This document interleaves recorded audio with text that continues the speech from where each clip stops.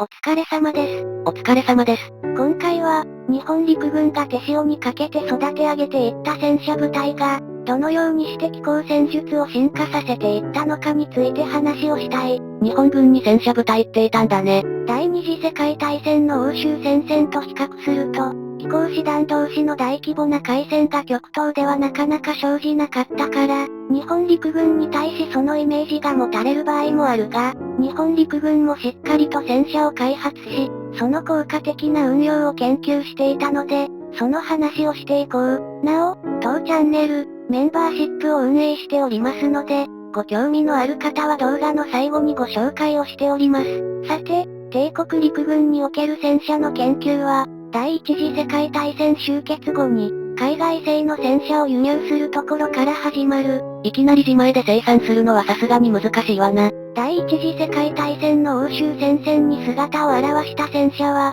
膠着する塹壕戦の打開を主要な目的として開発、運用された経過もあって、その当時は、荒野を機動的に展開して敵部隊を殲滅するための兵器というよりは、敵陣地の制圧に重点が置かれた兵器であり、かつ、故障が連続するなど性能もすこぶる悪かった。しかし、帝国陸軍はこの欧州戦線の戦車を輸入するとともに、陣地戦だけでなく、機動戦でも駆使できる野戦兵器として開発、運用することを目指していた。なんで機動戦にも投入しようとしたの？一説には、第一次世界大戦を観察するために日本から送り込まれた艦船部艦が、陣地戦に投入される戦車を見て、野戦における機動戦にも活用できるのではないかと本国に報告したのが一因と言われる。本当にそういう報告をした艦船部艦がいたのなら、すごい達見だな。どんな戦車を輸入したの？イギリス陸軍のマーク4だ。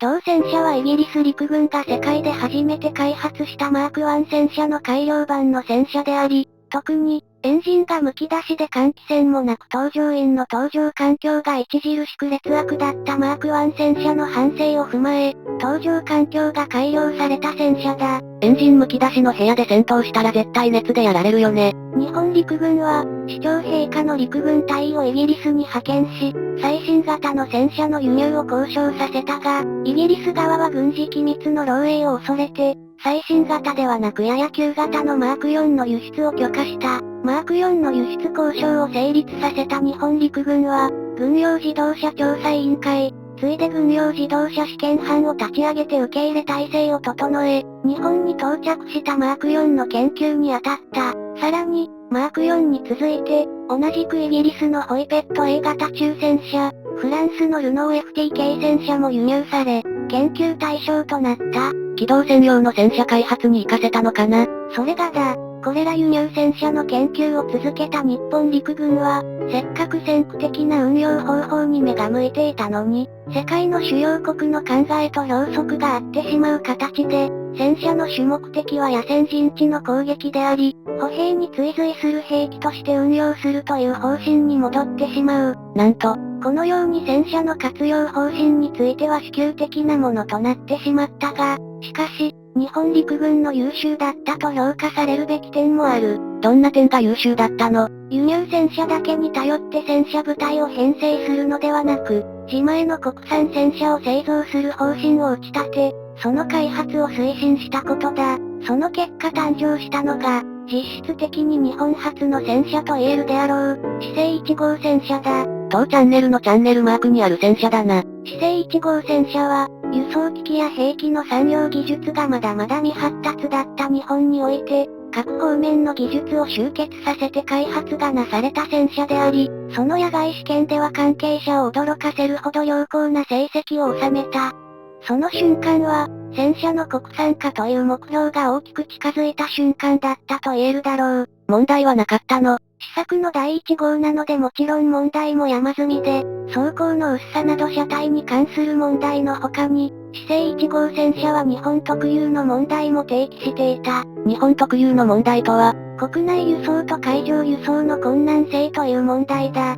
具体的には、当時の日本は道路インフラの整備がまだまだ進んでおらず、かつ、鉄道の輸送能力の脆弱さも加味すると、四星1号戦車の重量だと、まず国内の港に運べず、仮に国内の港に運べても、今度は大陸に海路で輸送できる能力のある船舶があるのかという、輸送に関する問題が持ち上がった。島国である我が国らしい問題だ。そこで、四星1号戦車のこの問題点を考慮し、重量を軽減した、日本初の量産型戦車である89式中戦車が開発されるんだが、ここで深くは立ち入らず、少し時代を飛ばして、日本陸軍がようやく戦車部隊を編成できるようになった際の部隊編成について話をしよう。大東亜戦争開戦時、日本陸軍は戦車連隊を基本的には4個の戦車中隊で構成していた。ドイツ国防軍みたいに複数の大隊で戦車連隊を構成しなかったの。日本陸軍が中隊を中心にして戦車連隊を構成した理由については、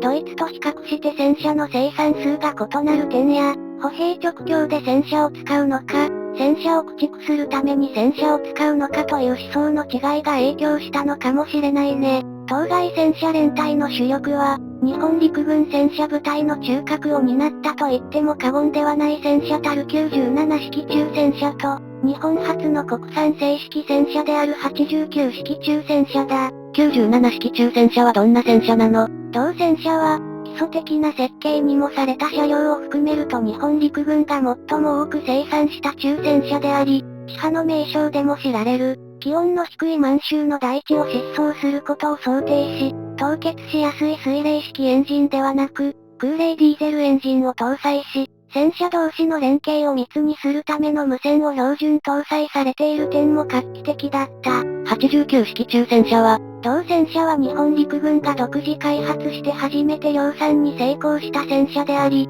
その特徴としては、先ほど言及した四星1号戦車の総重量に対する反省を踏まえ、より軽量化を施した戦車として開発された。また、歩兵支援用の戦車として、戦場における歩兵の盾となれるよう防弾用装甲を重視して開発された点も特筆される。89式中戦車は優秀だったの。これがね、満州で運用したところ評判がとても悪かった。なんで評判悪かったの？速度が遅すぎて他の装甲車両に追随できないという事態に直面してしまったんだ。その反省により機動力に富む95式軽戦車が開発され、日本陸軍の戦車連隊の中には機動力を考慮してこの95式軽戦車を配備する部隊もあった。戦車連隊は対戦車戦闘を考えて編成されてたの。この時期の日本陸軍の戦車部隊は、歩兵を主役とした戦闘において、戦車は歩兵を火力や装甲で支援し、歩兵が目的を達成できることを戦闘の第一義に考えるという発想だった。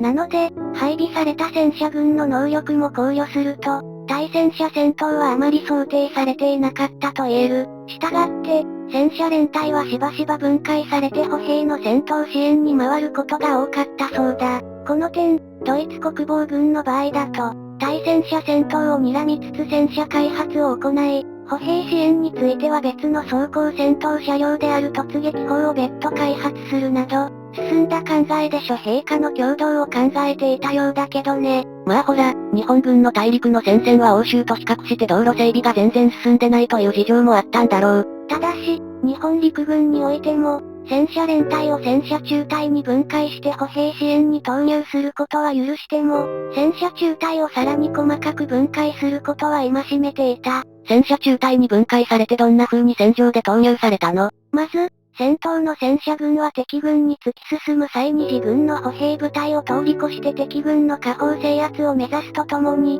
歩兵の盾となって歩兵の損耗を防ぐ役割を遂行した。さらに、後続の戦車軍は戦闘の戦車軍を後方から支援しつつ、陣地戦に移行したら今度は戦闘の戦車軍を通り越して敵軍の陣地を蹂躙する役割を遂行した。このように、戦車中隊長と歩兵大隊長とが緊密に指揮を連携させて陣地を手堅く奪取する戦術を日本陸軍は多用した。やがて大東亜戦争の時期になると、日本陸軍は機甲部隊の役割を細分化させ、砲陛下の砲戦車によって対戦車砲に対処させるため、一式砲戦車を開発、投入に至る。ちなみにだが、一式砲戦車は日本陸軍の装甲戦闘車両にしては珍しく、非常に強化力で、野戦用の大砲を転用しただけのことはある戦闘力を持っていた。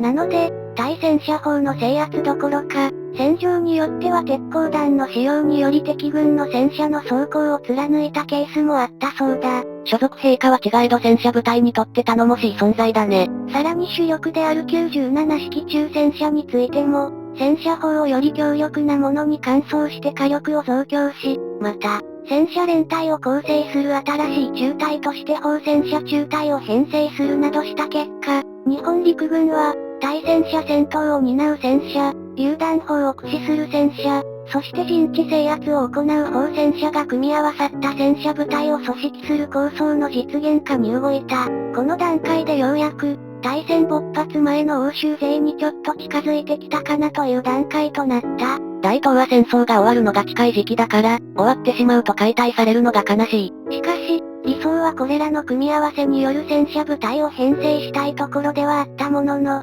攻撃力を増強した一式中戦車、三式中戦車の生産が始まったにもかかわらず、終戦となってしまった。日本軍に機甲師団は存在したの？戦車師団というものが存在した。戦車第一師団が編成されたのは大東亜戦争開始後で、満州において第一戦車団をベースに組織された。戦車第一師団は2つの戦車旅団を機関部隊として構成し、戦車旅団は2つの戦車連隊で構成されていた。これに、機械化された機動歩兵連隊も加えられ、日本陸軍が本腰を入れて編成した師団だった。機動歩兵って何をするの？機動歩兵は、半装機式の装甲車両等で移動する機械化歩兵というのが一般的な説明なんだが、アップ主はもろもろ調べたところ具体的なところはよくわからない。機動歩兵について何かご存知の方がいらっしゃいましたら、ぜひコメント欄でご教示ください。戦車師団は活躍できたのかね？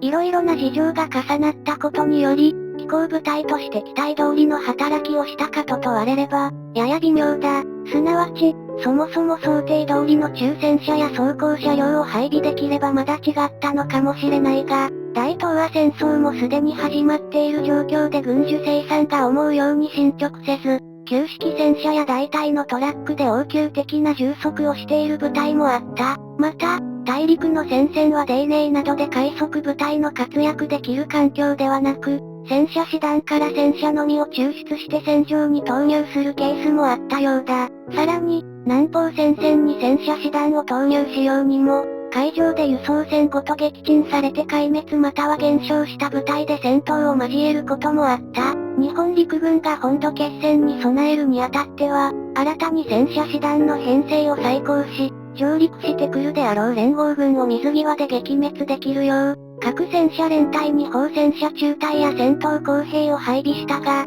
これも終戦により火を吹くことなく終わった。さて、以上日本陸軍戦車部隊の解説をしてきたが、本チャンネルはこの度、メンバーシップを始めました。メンバーシップって何を得られるの？画面にあるバッジの使用が特典としてあります。詳しくは画面下の概要欄にあるメンバーになるというボタンを押しますと詳しい紹介動画を見ることができます。ちなみにボタンを押してもすぐメンバーに申し込むことにはならず、紹介動画が流れるだけですのでご安心ください。また、概要欄の URL をクリックしても紹介動画を見ることができます。ここまで見てくれた人、ありがとう。飛行情報号を引き続きご愛顧ください。